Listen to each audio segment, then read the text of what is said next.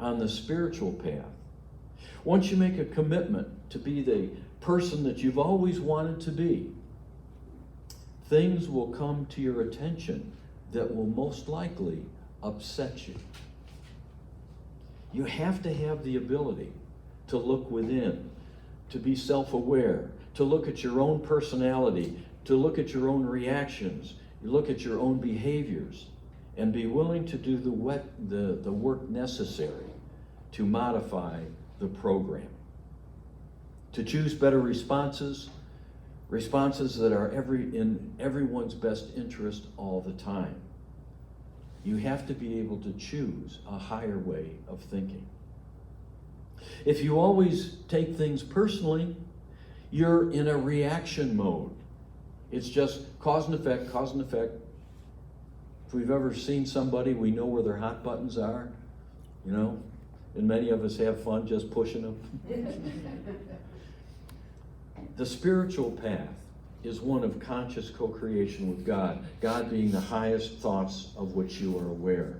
And you want to be always at choice in everything that you do. Which brings us to our third agreement, today's talk. Don't make assumptions. Now, Don Miguel puts it this way. He says, all the sadness and drama you have lived in your life is rooted in making assumptions and taking things personally. Notice the link there. Make assumptions, something goes wrong, you take it personally, and then you're probably not impeccable with your word either. Goes downhill quick. The whole world of control between humans is about making assumptions and taking things personally. He says, the whole dream of hell is based on that. Now, when we assume, we've all know the word. When we assume, it makes a jerk out of you and me, right? Or words to that effect. One of the things, we don't need to discuss that one any further. One of the things that I want to talk about this morning is a seminar that I went to years ago. And I came across an interesting way of looking at situations in the context of our own perceptions and making wise decisions. And it consists of 4 boxes.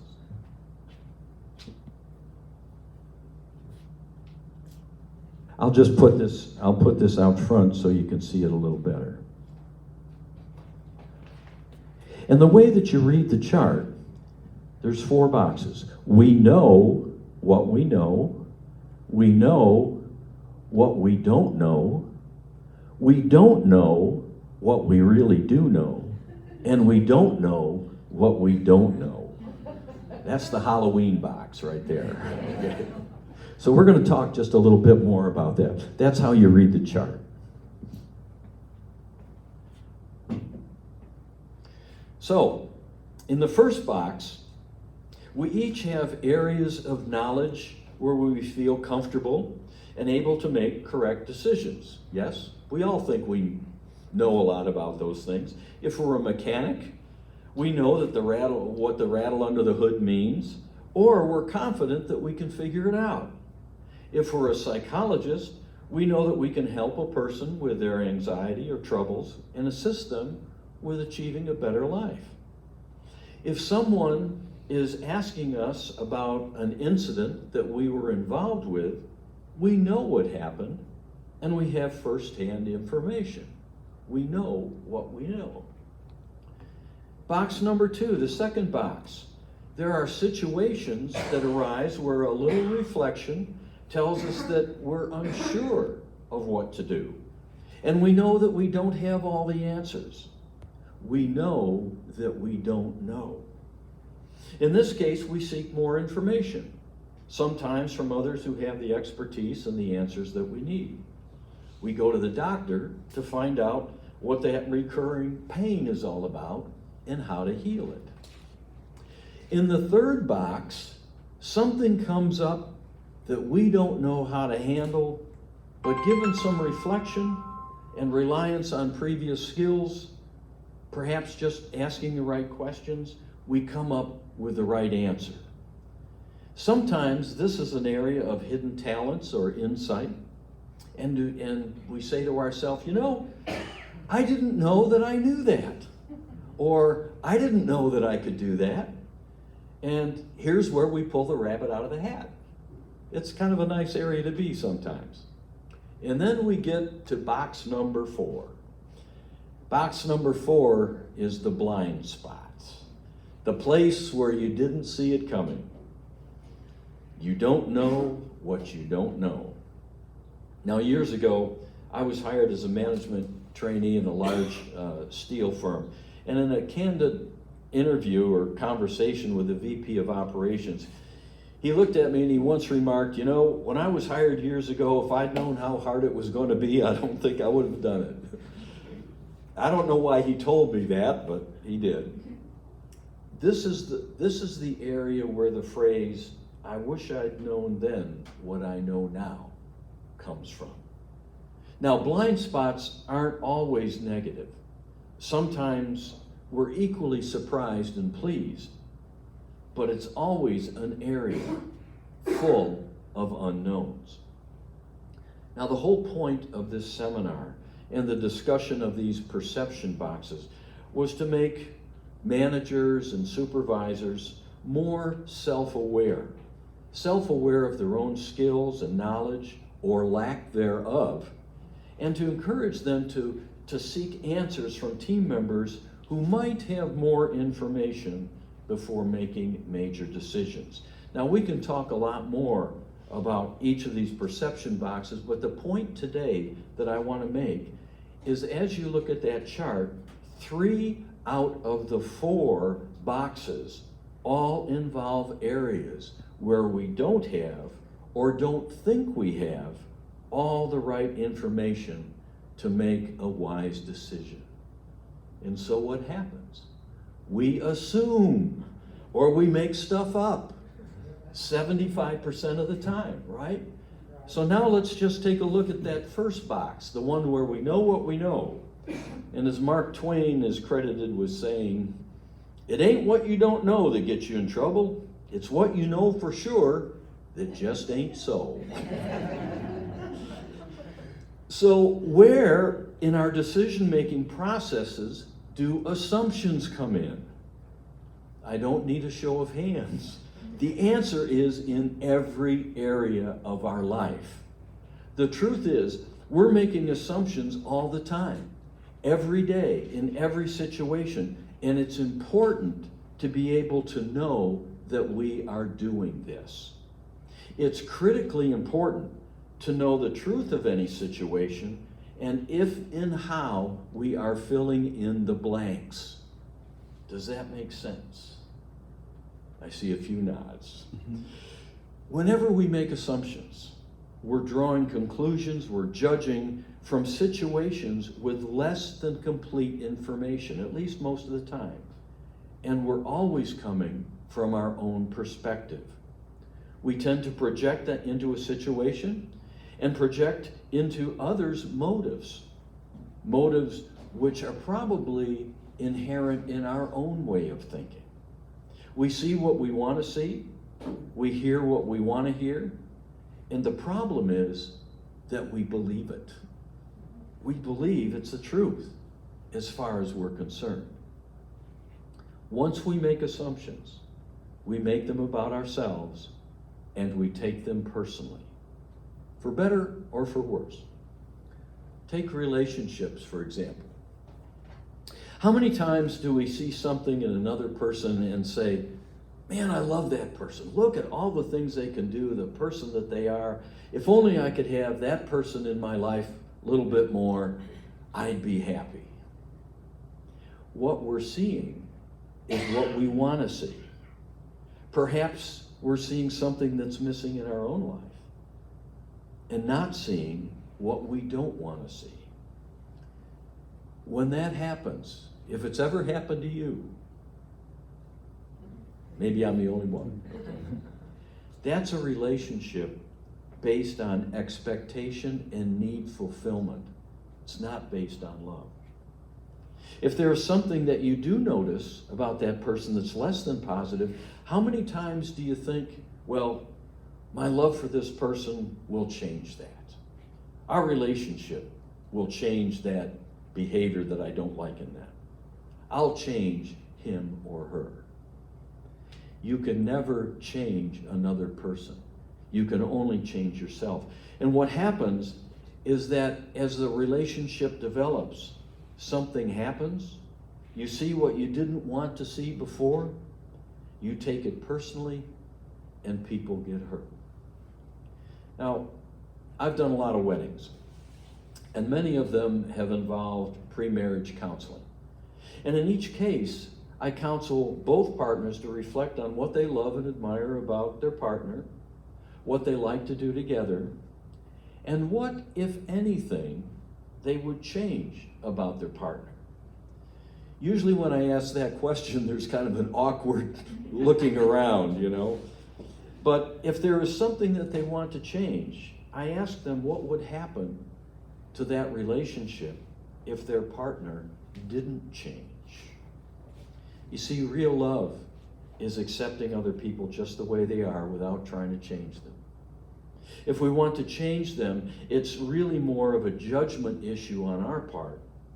And Don Miguel says this means that we really don't like them. It's more about our issues than it is theirs. And he goes on to say, find someone who you don't have to change at all. It's much easier to find someone who is already the way you want them to be instead of trying to change that person. I suppose that's easier said than done. I kind of wonder if Don Miguel was married or not. But think of what relationships and communication would be like if we saw things as they really were, if we accepted people just the way they were, not as how we wish them to be. You see, one of the biggest tripwires in longer lasting relationships is assuming that our partners know what we think and that we don't have to say what we want. We assume that they're going to do what we want or buy the gift that we really want because they know us so well. And if they don't do what we assume they should do, we feel hurt and we say, well, you should have known. Or they'll say, well, I guess you really don't love me.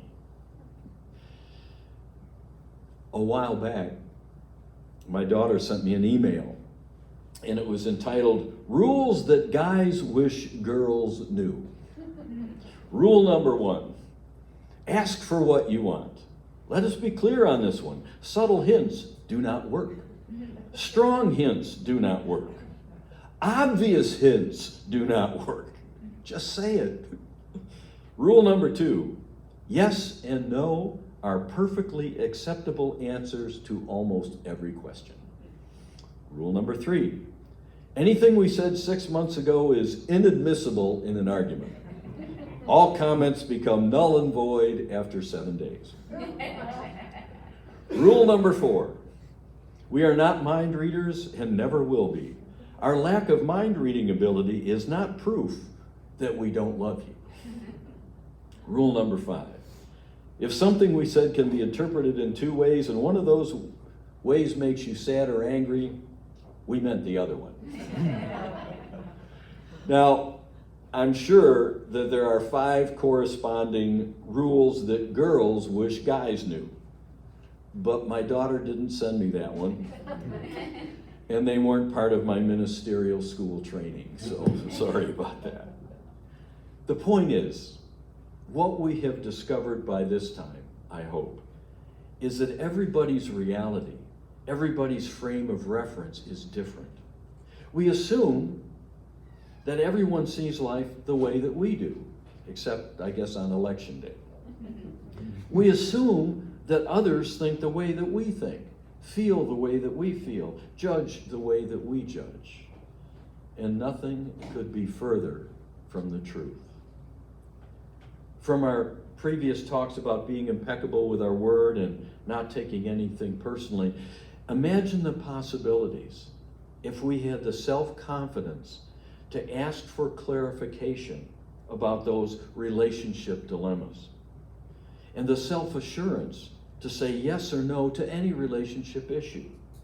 Now, that may sound harsh, or it may sound idealistic, but this kind of communication means the personal agreements that we then make with others are clear and they are truthful. And although this approach might result in people going their separate ways, it would also prevent long-term relationships that become stuck in a quagmire of disappointments, resentments, and self-defeating actions. I think we all know of people who've been married for X number of years and hate each other. You know, that just doesn't work. So, the way through this maze and out of this confusion is simply to ask questions. Make sure the communication is clear. And if you don't understand, ask. Have the courage to ask questions until you're clear as you can be. And even then, do not assume that you know that all there is to know about any given situation. Remember the 4 boxes. We make all sorts of assumptions because we don't have the courage to ask questions. You know, many years ago, I was a plant manager in a manufacturing facility in California that made electrical metal enclosures. Electrical metal enclosures, you know, is that gray box that electricians use to route wires in residential and commercial buildings. And we sold those products through electrical distributors who then stocked or ordered our products along with many other types of electrical products and sold them to their customers. So we sold them to electrical distributors, they sold them to their customers. One day our salespeople set up a meeting in our facility with one of the distributors and their customer concerning a series of specially designed boxes that the customer had ordered through the distributor and the distributor had ordered through us. Now, I was dimly aware that this order was about to land and we were about to make it, but the contractual arrangements between the distributor and the customer and the pricing and some of the other details were almost always handled by our sales department, and I was usually not part of that. We would give them our cost estimates, we might do a prototype, but other than that, everything else was handled by another group. And so the way it would work is that we would sell our products again to the distributor who would mark them up and then sell them to the final customer. Now, apparently, in this situation, a contract had been signed between the distributor and the customer for 4 different specially designed enclosures. And then the distributor placed the order with us based on our quotes, and lo and behold, a pricing issue developed. Imagine that.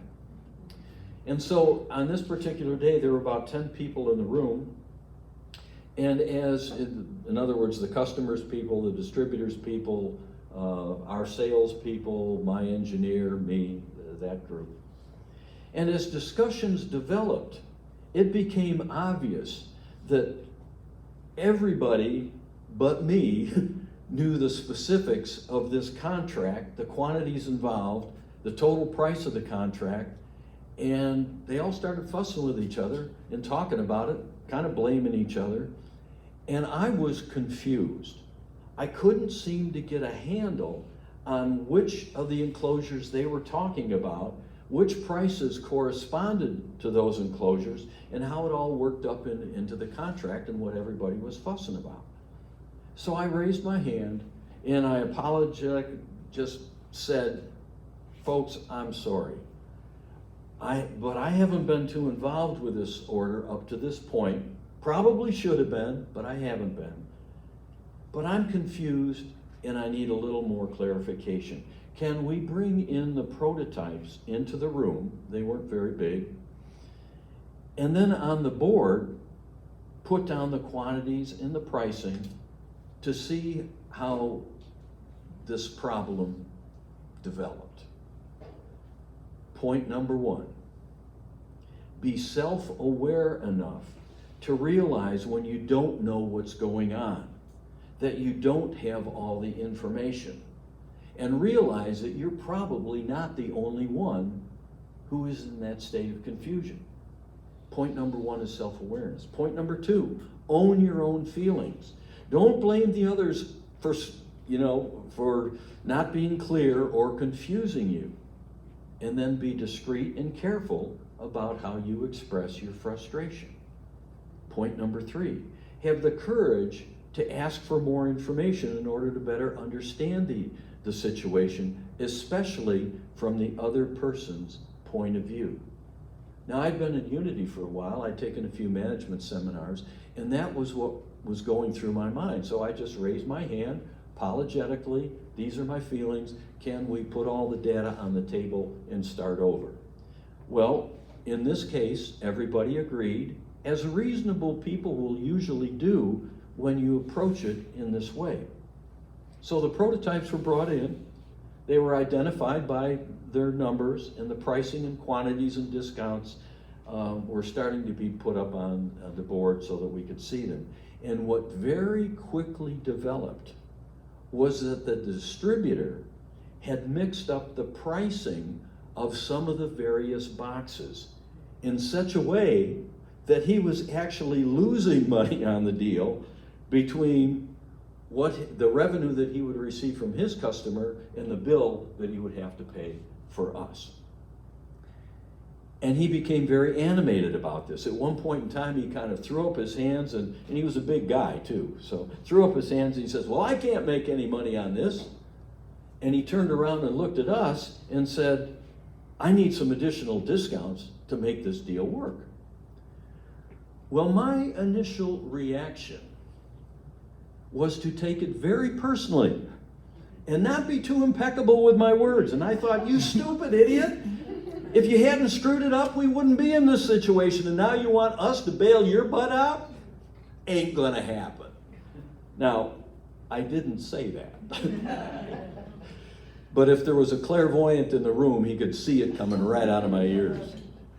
Instead, what happened is the sales guy and I took a break. We said, give us a few minutes. We went into my office to figure out what we would do. After some venting, as you can imagine, which you got to get that out, okay, privately, the sales guys wanted to offer the discounts. And I said, there's no way. I'm under enough financial pressure to begin with. We're not taking a loss on this. And then I got looking at the prototypes. And as I looked at the prototypes, I realized that the customer's engineer had designed them and obviously didn't maybe understand sheet metal or they looked like they could be improved. So our engineer was in the meeting with us, and it appeared to both of us that a better design might reduce the costs in such a way that we could salvage the contract. So we went back into the room and offered to send our engineer to the customer, review the application and product design, and take another look at the pricing. And as it turned out, our engineer came up with a much better and a much cheaper design, and the whole deal eventually worked out for everyone. The point of that story is that when you're confused in any situation, have the clarity of mind. This is where self-awareness comes in. This is part of the spiritual path. Have the clarity of mind to realize that you don't understand and that you don't have all the information necessary. Then own your own feelings and have the courage to ask for more information in a way to better understand the other's point of view. When you do it that way, assumptions go right out the door and you get clarity and you usually get a pretty good response out of it. The last thing that I want to talk about this morning with assumptions is their devastating impact when the assumptions we make are untrue and then we tell everybody our particular perspective. It's what we call gossip. In church language, it's often called parking lot conversations. So I want to tell you a story this morning that we told our Sunday school kids several years ago when talking about assumptions.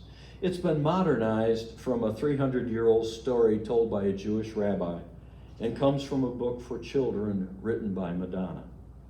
It's called Mr. Peabody's Apples, and it goes like this. In the town of Hapville, which wasn't a very big town, Mr. Peabody was congratulating his Little League team on a great game. They'd won, but no one really cared because they'd had such a good time playing. Mr. Peabody was the history teacher at the local elementary school, and in the summertime he dedicated every Saturday to organizing baseball games with other schools. Billy was one of Mr. Peabody's students. He loved baseball more than anything, and he thought Mr. Peabody was the greatest. After each game, he would always stay to help pick up the bats and the balls, and when they were finished, Mr. Peabody would smile and say, "Thanks, Billy. Good job. See you next Saturday." Then he would start his walk home along Main Street of Hapville, which wasn't a very big street, waving hello to everybody he knew, and everyone would wave hello back. Along the way, he always passed Mr. Funkadilly's fruit market. Here, Mr. Peabody would stop and admire the fresh apples. He'd pick out the shiniest apple, drop it in his bag, and continue on his way. Across the street, Tommy watched with curiosity as Mr. Peabody walked away with the apple. "That's strange," Tommy said to himself. "Mr. Peabody didn't pay for the apple." Tommy got on his skateboard and rushed to tell his friends. The following Saturday, Mr. Peabody's team played another game. They lost, but no one seemed to care because they had such a good time playing. Billy picked up the balls and the bats, and Mr. Peabody set off on his walk home. He waved to everyone he knew, and they waved back. Once again, he stopped outside Mr. Funkadilly's fruit market, picked up the shiniest apple, dropped it in his bag, and continued on his way. But across the street, Tommy and his friends watched Mr. Peabody, and they were amazed at what they saw. Mr. Peabody had not paid for the apple. They couldn't wait to tell all their friends, who told their parents, who told their neighbors, who told their friends, all in the town of Hapville, which wasn't a very big town. The Saturday after that, Mr. Peabody was standing all alone on the baseball field, wondering where everybody was. Then he saw Billy walking toward him with a sad look on his face. "Hello, Billy. I'm glad you're here. Where's the rest of the team?" asked Mr. Peabody. Billy remained silent. "What is it, Billy?" Billy didn't look up. He just looked down on the ground and said, "Everybody thinks you're a thief." Mr. Peabody was confused. He took off his hat and he scratched his head. "Who says I'm a thief, Billy? And what did I steal?" "Well, Tommy and his friends said they saw you take an apple from Mr. Funkadilly's fruit market twice, and they said you didn't pay for them." "Oh," said Mr. Peabody, putting his hat back on his head. "Let's go and talk with Mr. Funkadilly, shall we?" And so they walked down the main street, which wasn't a very big street. And Mr. Peabody waved to all the people he knew. But now, some of them did not wave back. And some pretended they did not even see him. And they finally arrived at Mr. Funkadilly's fruit market, and out popped Mr. Funkadilly, who said, "Hey, what are you doing here, Mr. Peabody? Why aren't you at the game?" "Well, there wasn't a game today," said Mr. Peabody, "and I was wondering if I could take my apple earlier than usual." "Why, sure," said Mr. Funkadilly. "You pay for them every Saturday morning. When you pick up your milk, you can take them whenever you like. You want the big shiny one there, Mr. Peabody?" Well, Mr. Peabody took his apple, smiled, and he offered it to Billy. "I'd like to take the apple, Mr. Peabody, but I have to go find Tommy and explain everything." "When you find him, ask him to come over to my house. I'd like to speak to him too," said Mr. Peabody. Well, a little while later, Billy found Tommy, told him what had happened with the apples, and he told Tommy that Mr. Peabody wanted to speak to him right away. So Tommy ran, and when he arrived, he rang the doorbell, and Mr. Peabody came to the door, and they looked at each other for quite a little while. "Oh dear, Mr. Peabody," Tommy said, "I didn't understand. I should not have said what I said, but it looked like you hadn't paid for the apples." Well, Mr. Peabody's eyebrows went up a little. He felt this warm breeze blow across his face, and he looked at Tommy and he said, "You know, Tommy, it doesn't matter what it looked like. What matters is the truth." Tommy looked down at his shoes and said, "Well, I'm so sorry. What can I do to make things better?" Well, Mr. Peabody took a deep breath. He looked up at the small cloud in the sky and he says, "Well, I'll tell you what, Tommy. Meet me at the baseball diamond in 1 hour and bring a pillow stuffed with feathers." "Okay," said Tommy, who ran off to get the pillow. Well, an hour later, Tommy and Mr. Peabody met on the pitcher's mound. "Hello, Tommy," said Mr. Peabody. "Follow me and bring your pillow." So Tommy followed Mr. Peabody to the top of the bleachers, wondering what this was all about. "It's a windy day, isn't it?" said Mr. Peabody as they reached the top, and Tommy nodded in agreement. "Here's a pair of scissors. Now cut the pillow in half and shake the feathers out." Well, Tommy was a little confused, but did it anyway. He thought it was a small price to pay for gaining Mr. Peabody's forgiveness. And the wind carried those thousands of feathers just far, far away. Tommy looked relieved and said, "Is that all I have to do to make things better?" "Well, there's one more thing," said Mr. Peabody. "Now you must go and pick up all of those feathers." Tommy frowned. "I don't think it's possible to pick up all those feathers," Tommy said. "It would be just as impossible to undo the damage that you have done by spreading the rumor that I'm a thief," said Mr. Peabody. "Each feather represents a person in Hapville."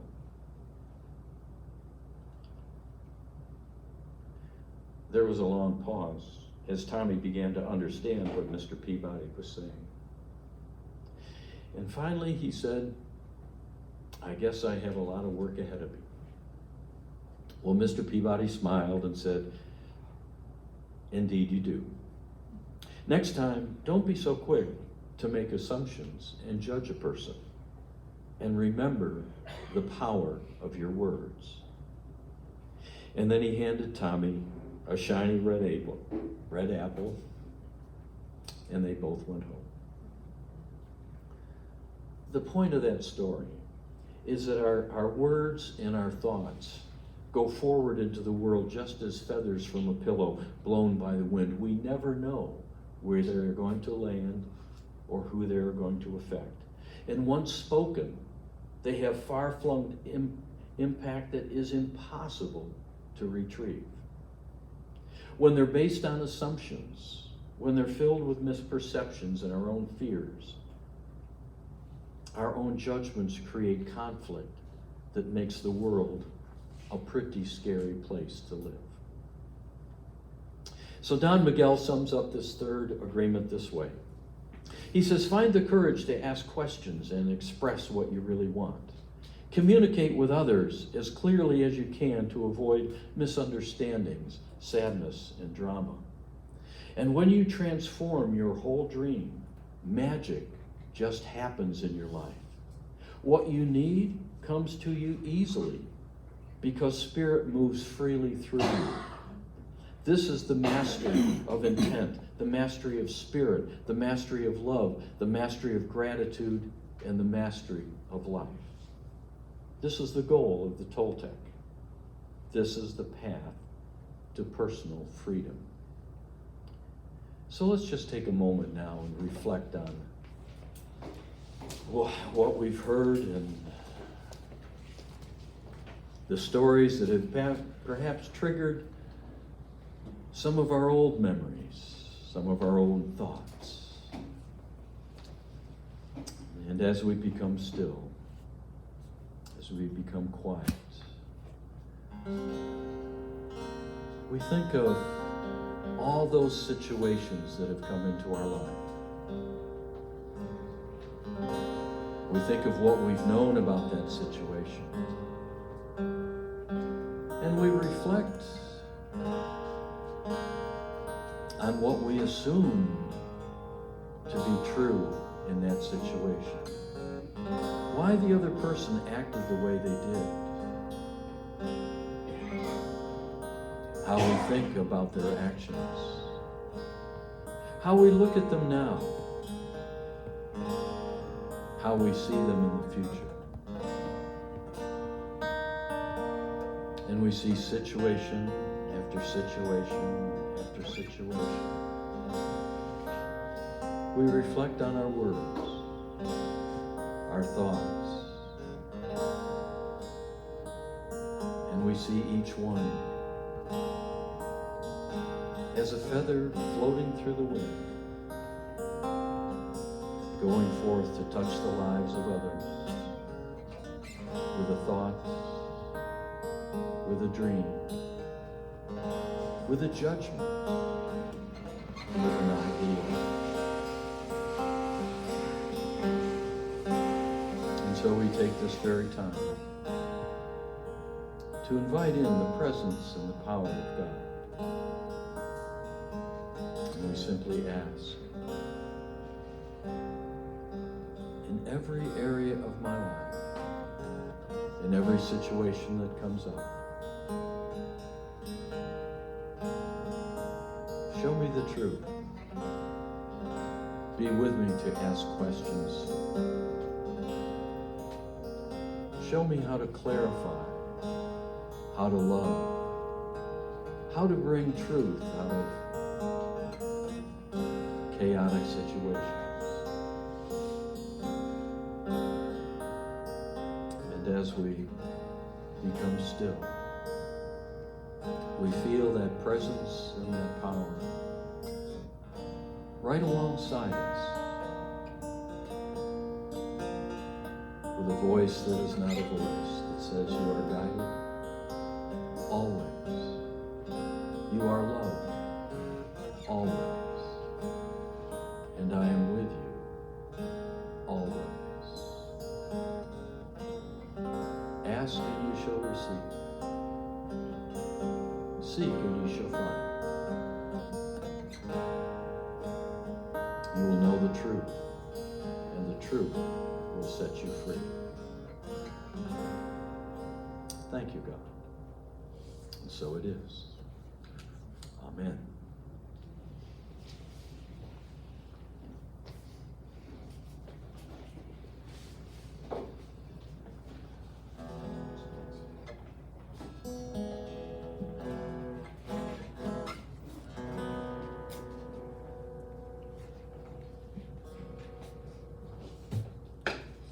Thank you, Steve, and thank you, Reverend Doug. I loved your story about Tommy. That's real. Yeah, that's great. Yeah, it is. Patty actually came up with that many years ago. Is that right? She would, wouldn't she? Good for her. Good for us. Good for us. This is a time in our service where we celebrate ourselves and we celebrate prosperity and we celebrate unity of Chattanooga. We'd like to know that we live in a prosperous university as we practice the law of giving and receiving. Jesus simply said, "Give and it will be given unto you." And I promise you it is. When we practice generosity, we open ourselves to a greater flow of abundance to come into our lives. And I'd like to share this weekend up on the mountain was a 450-mile yard sale. And the day before, that started on Thursday, but about Wednesday, I went to the hardware store. I decided I'm going to put a little mini bar in my house, and I needed I decided a sink. I needed a sink. Now, that sucker was $115. And I said, thank you, God, for the money. And then the next day after work, I had about an hour at a yard sale. And I went to the top of the mountain, and the first place I stopped was a mini bar for $10. You know, I bought that and took the other one back. So prosperity comes in many ways. But following on to the yard sale, when I say mini bar, it's not an alcohol bar, it is a coffee bar. Okay? I got a sign, I love it, coffee shop.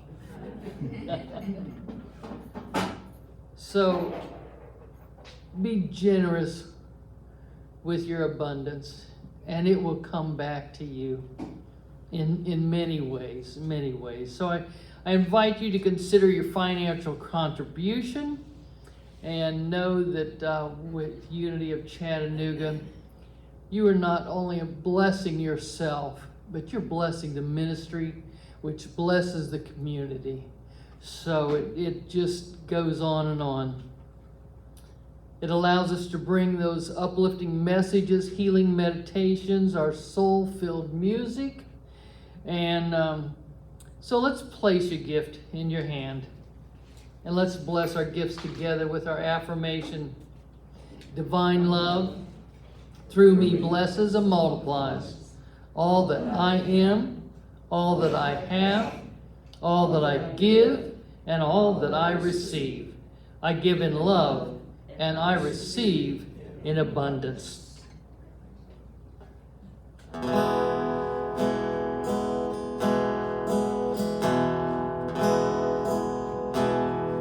Flow, Spirit, flow through me as I open up to be an expression of your unfolding peace. Spirit, show through me as I open up to be an expression of your unfolding love.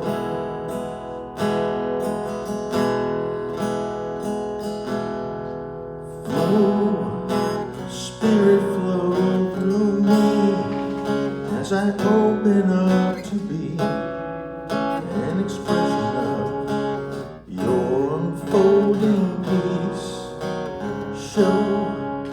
Spirit, show through me as I open up to be an expression Know that the bounty, the generosity of our soul comes in many forms. And we bless monetary, financial gifts given today, knowing that they will multiply in many different ways as we support our community, our church community, and our general community. Thank you, God, for the opportunity to be a blessing to each other and to our community. Thank you, God.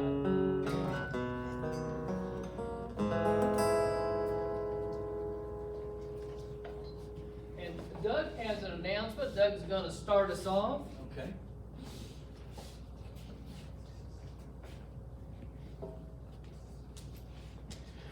We have something special been going on for about the past month that I want to make everybody aware of. Margaret, would you join me for just a moment? About 6 weeks ago, maybe 2 months ago, the apartment building that Margaret was living in was sold, and Actually, it was less than 1 month ago. less than 1 month ago. Occurred in mid-July. Okay, all right. So very short time ago, your apartment building was sold, and all the tenants said you have 1 month to get out, or if you'd like to stay, your rent just doubled. Okay, and you know this is a hardship for many people, and certainly was a hardship for you. And so we became aware of Margaret's situation, and Landis found an apartment right around the corner for Margaret that was bigger, It was nicer. It will be. It will be nicer. So Landis found the perfect apartment for her. The problem was it hadn't been lived in for 3 years, and when you went in to take a look at it, you probably ought to wear a hazmat suit. It was kind of rough. But Shannon found some contractors who were willing to go in and renovate it, and the contractors talked with the owner. The owner was willing to pay the price, and Margaret talked with the owner, who was more than willing to rent it to Margaret for a very reasonable price. And it's my understanding that the contractors have already started, and they think that it'll take a couple of months to redo. The problem comes in, Margaret has to be out by the end of the month, and this apartment will not be ready for a while. Six weeks maybe at the shortest, but we all know how sometimes projects go. So we're in the process now of trying to find Margaret some temporary housing, and Mona has found a place where we can, at least get on a waiting list, because what happens is that most of the apartments that are available in this price range, there is a long waiting list. And it's also temporary. Most places want a 1-year lease. And in addition, Margaret has 2 cats, which she loves very much, and most places do not want any pets. So Margaret, you have found a place for your cats. Yes, I arranged for them. I have a good friend who has kept them for me before, and I hated to ask her again, but I called and asked her. She said, well, of course I'll take care of them. So she loves the cats love her. They've stayed there before. They'll be totally fine. So the cats will go to her house before we start tearing up Jack and making a mess in this apartment, and will be returned to me after I'm in the new apartment. So the cats are totally, as far as the temporary housing goes, the cats are not an issue. Their temporary housing has been located, so they're fine. So it's Margaret's temporary housing. And we have a storage locker, so my things temporary housing has been handled. It's just me. So if anybody here knows of a place on a temporary basis, maybe 2 months, maybe a little bit longer, depending on how all that goes, then please see either Margaret, myself, or Mona, and let us know that, because that seems to be the last linchpin in this whole thing. I'm taking care of the moving truck and the storage and all of that, which is something that I can do. But we're in a little bit of a quandary right now is for temporary housing for Margaret. So, and in addition to all this, as you can imagine, there are increased costs, which as a church, we've been willing to come forward and say to Margaret, don't worry about that. Don't let that bother you. The church funds will do the cushion until we get you into the new place. So I just wanted to let everybody know that that's the situation that's going on. And if you know of any temporary housing, and what did I forget? Anything? Nothing. I just think for however many months it's going to be, August is the first month because it's already happening. So it's going to be, if they say it's going to be 3 months, first month, August, would be 2 more months. So it's not as bad as it sounds. But I do have to have a place to lay my head for a few weeks or a couple of months, whatever it does take. So if you know of anything, please let me or Doug know. Okay. Very good. Thank you very much. Thanks, Margaret. I'll talk to you later. Okay. Okay. Good. We've got a response already. Ask and you shall receive. That's right. Shannon helped me. We were out today looking. I've had so many people helping me. Actually, Landis called. It's such a miracle story on how we even heard about this place. Landis called Beth about something else entirely, and Beth had just heard about the situation. She said, "Are you calling about Margaret?" And Landis said, "Well, what about Margaret?" And then, so it was less than 24 hours after I got the notice that I had to be out that Landis told Beth about the apartment and this started. So that was a real miracle. Now we need a miracle for where I'm going to be temporarily. Thank you. Thanks, Martha.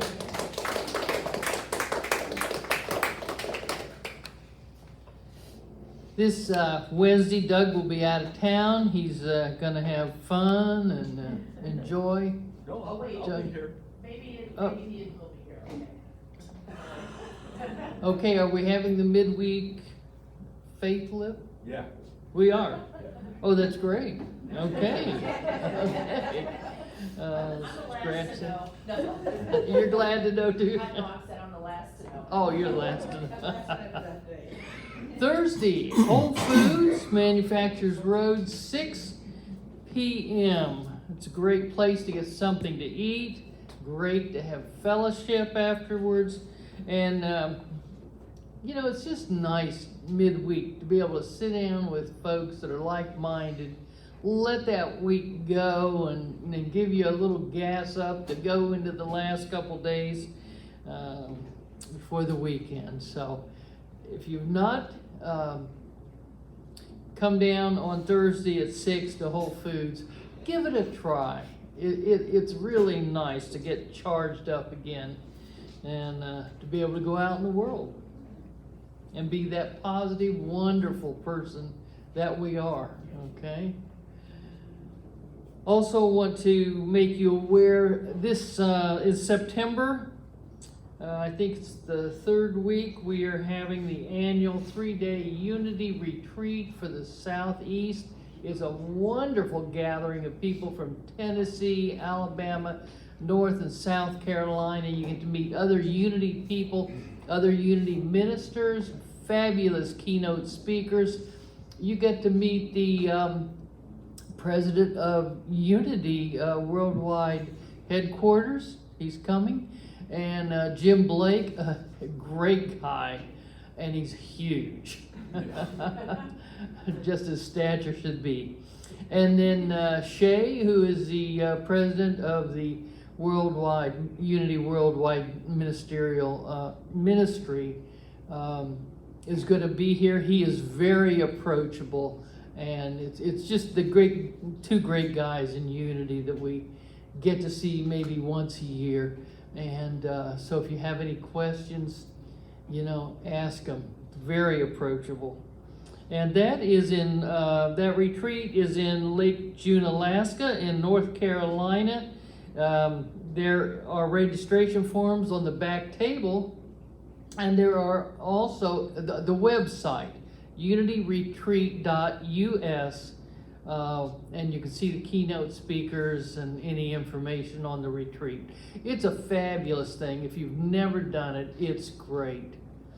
Just a sideline, there are some great thrift stores up there. just a little side note.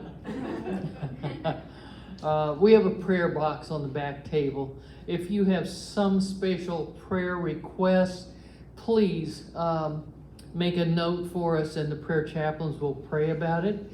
And Terry Lovelace is our prayer chaplain today there at the back door. You met Terry, he greeted you coming in. He'll send you out with a prayer. How's that? And next week, Rev Doug will speak on the fourth agreement. And we will be meeting at the outdoor service will be at Tennessee River Park Pavilion 2. Will not be here. Make sure that you come to the pavilion, Tennessee River Park. And we are going to have a picnic afterwards. The church is providing hamburgers, hot dogs, and all the fixins.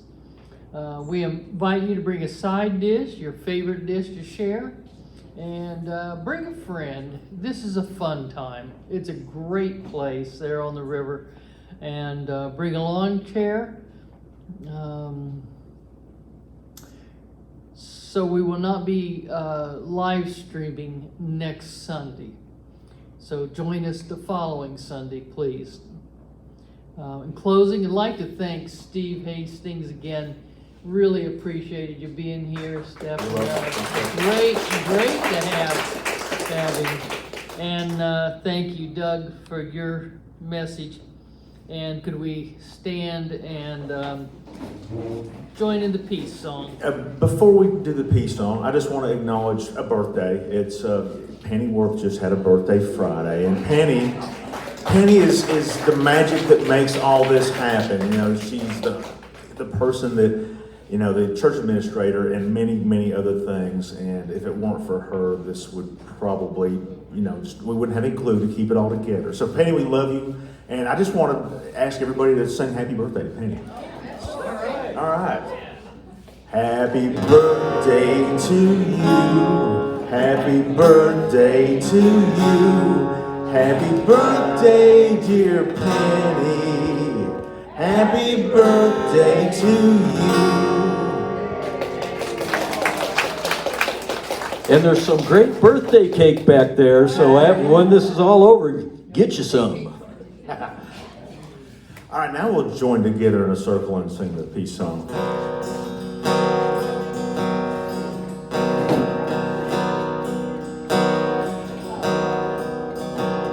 Let there be peace on earth, and let it begin with me. Let there be peace on earth, the peace that was meant to be. With God our Creator, and oneness all are we. Let us walk with each other in perfect harmony. Let peace begin with me. Let this be the moment now. With every breath I take, let this be my joyous vow. To take each moment and live each moment with peace eternally. Let there be peace on earth, and let it begin with me. And together our prayer for protection. The light of God surrounds us. The love of God enfolds us. The power of God protects us. The presence of God watches over us. Wherever we are, God is, and all is well. And just remember as you go forward today and this week, don't let your assumptions make a out of you.